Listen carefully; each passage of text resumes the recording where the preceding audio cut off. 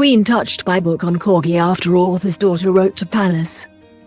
An author of a children's book celebrating the endearing love story of the Queen and her corgis has praised the support of her 6-year-old daughter, who helped to get the tale recognized by the late monarch.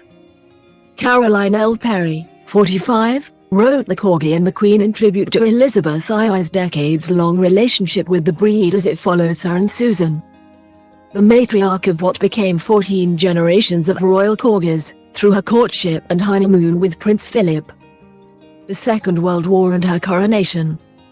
The story, illustrated by Lydia Corri and out in the UK on Thursday, was made known to the Queen before her death in September when Ms. Perry's daughter, Eloise, sent a note and corgi drawing to Buckingham Palace in late 2021 after a year that saw the Queen mark 70 years of her reign and the death of Prince Philip.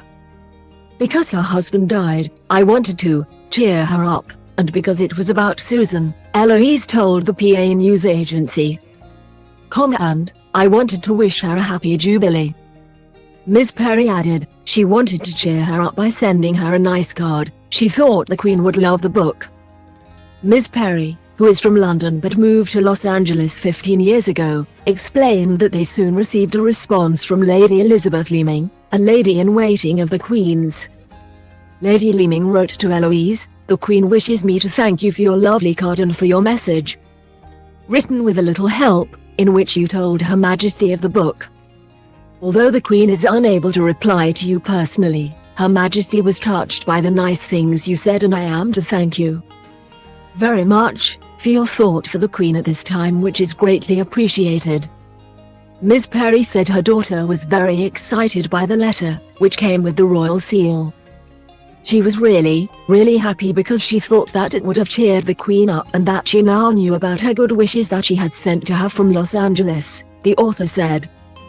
Of course, sadly, she didn't live to see the book, but Eloise was still delighted that the Queen at least knew this book was on the way because she very much sensed that the relationship with Susan was a very special one.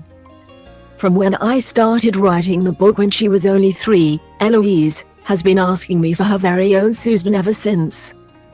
Ms. Perry said that the book, which was released in the United States in November, has already hugely impacted lives, including the adoption of a young corgi by her literary agent's daughter in Ohio, who has named the puppy Susan. It's easy to see why the Queen loved them so much, she said. They're very feisty, very intelligent, very loyal and very charming. Eloise added, corgis are cute and clever. I want 30. Ms. Perry said when the Queen was given her first corgi as an 18th birthday present in 1944. It really started a love story for the ages. Susan really was there for some of these momentous moments in history and Elizabeth just adored this little dog, she said. I think before Philip, she was her true love.